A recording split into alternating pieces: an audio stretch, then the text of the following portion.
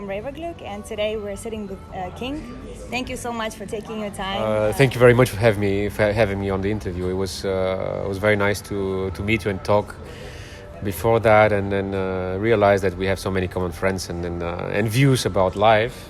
KiNK is a DJ for almost 2 decades now. You've started in the communist Bulgaria. Do you remember some certain situations from this time changing from the communist society to the democratic society? I'm 40 now, so the communism in Bulgaria collapsed in 1989. So I remember that time. Everything was very safe, but also everything was very simple and basic, not always in a good way. We wear the same clothes, we eat the same two types of food. We used to have grapefruits only around the New Year's time. Yeah. My uncle, I think in the late 80s, mid 80s, he's a musician, so he started to work in Norway. And the times when he was coming back to Bulgaria and he was wearing colorful clothes, he was bringing some sweets and stuff I'd never seen before. Yeah. And I started wondering, hey, why we don't have such things in Bulgaria? So little things, you, like a kid, you don't think about politics. But then all of a sudden they're there, right? So you discover new things, and I think it was the same with the music, I guess. Around 1991 you first heard techno on a radio show. That's correct. And what made you fall in love with this music? For me it was the music itself. I'm not one of these people who for example, their older brother brought them to the rave, and they took their first pill, and they suddenly discover house and techno. For me, it was just the music. I heard the music, and it sounded like the future. There is this science fiction writer, Alvin Toffler, and he had this definition of when you have too much information at once, and he called it a future shock. That was it when I heard techno for the first time.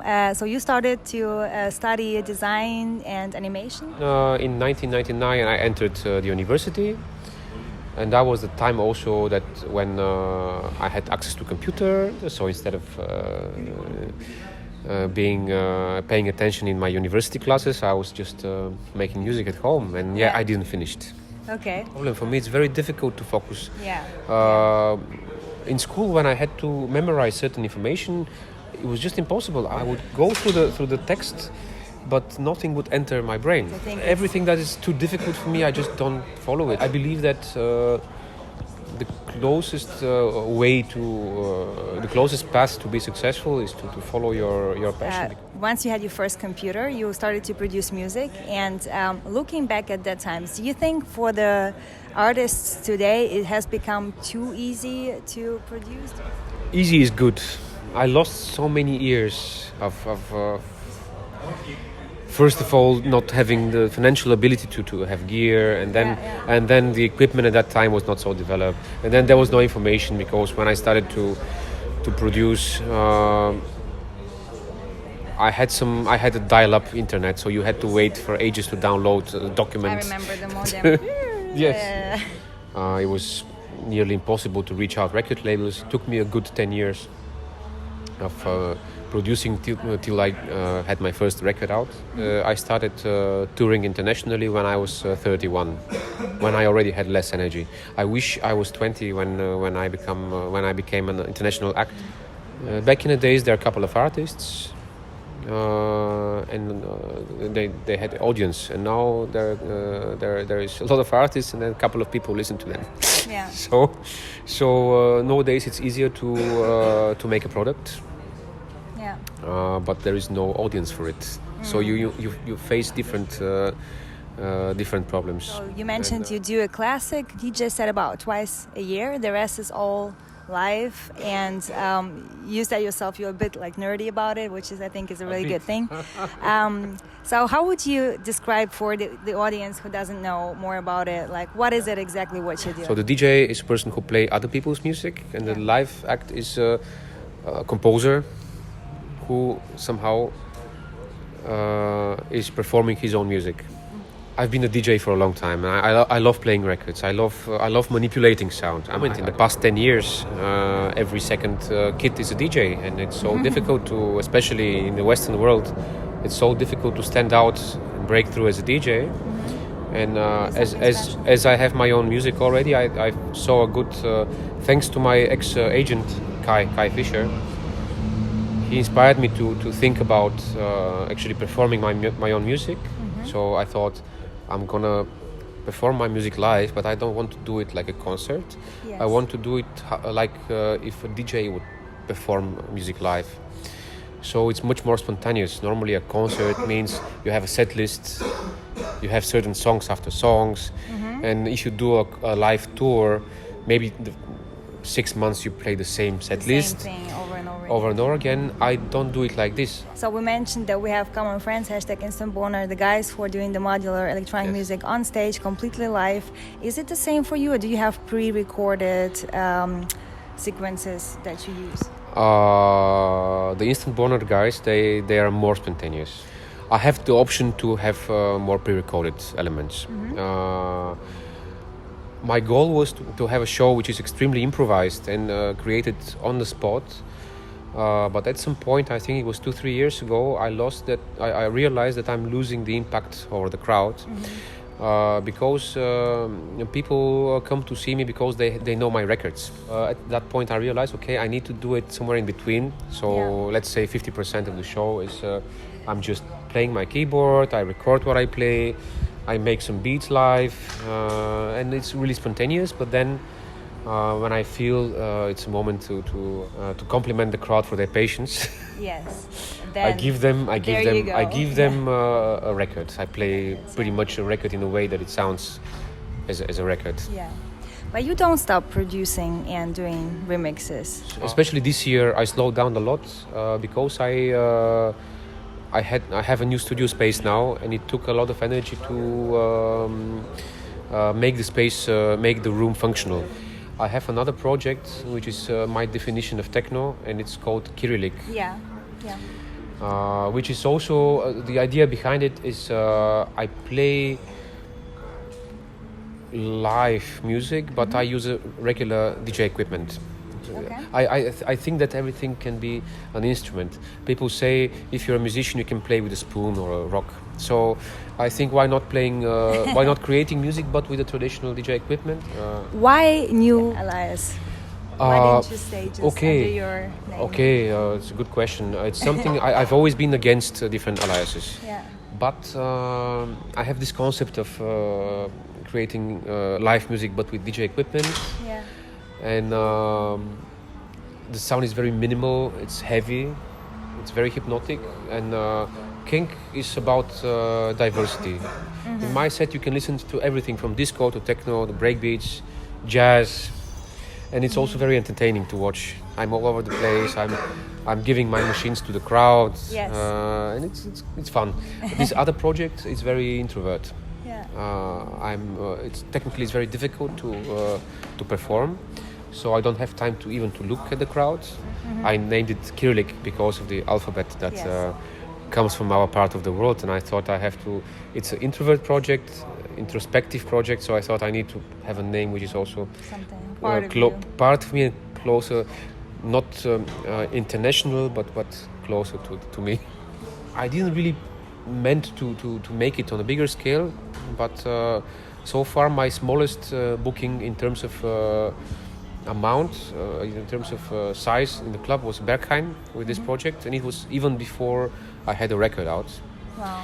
Okay. And so for the audience, if you want to listen to it, it's on Lemfaki's label, Figure, right? That's correct. Infinity is not a number, right? Yes. Okay. Yes. Nice name. Okay. Yeah.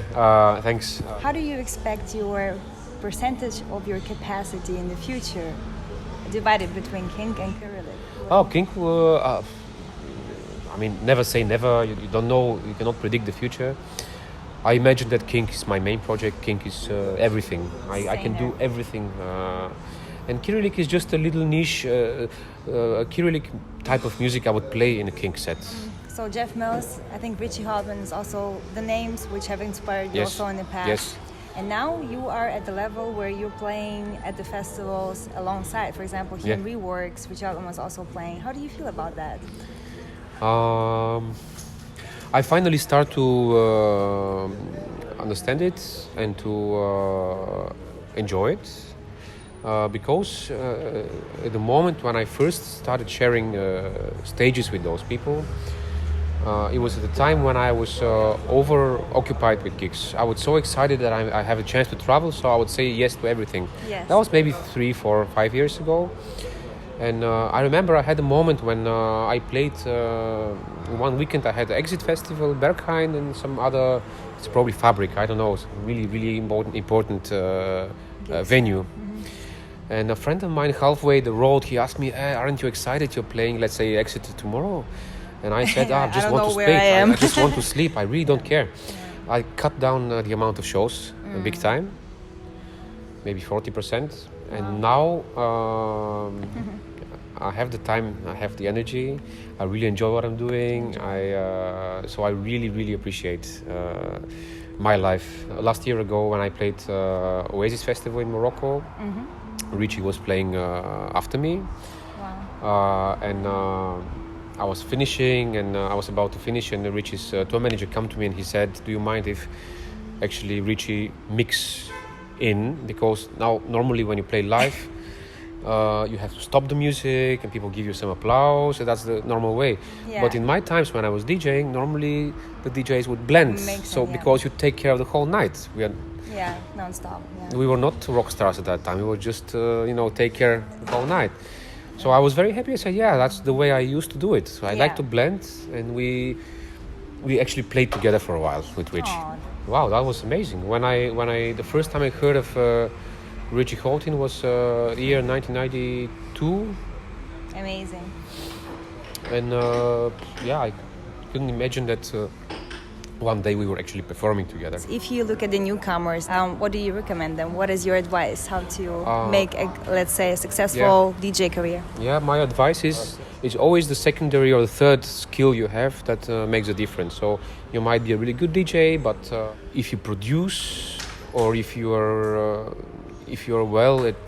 good at doing good interviews, it's always something secondary that gives you the chance to go forward. And also being open-minded and being flexible. There were many years when I was good at what I was doing, but nothing was happening, and I was angry. I was a hater. I was just wondering why I'm so good at what I'm doing and people don't pay attention. And then I realized, hey, actually I had a lot of chances around me, but I just had to go out a little bit out of my comfort zone. Is there anything else you would like to share? I'm very proud I'm part of this electronic music movement. When I got into house and techno, it was just because of the music and because of the fun. But now, since we have internet and information, I realized that electronic music is not just music. Dancing is not just dancing, but since the beginning, since the 70s, since people started to play and dance to disco music, this community was all about equality and being more human and standing up for that. So I'm really happy that I'm part of it. We enjoy your music a lot, and thanks again for taking time. Thank you.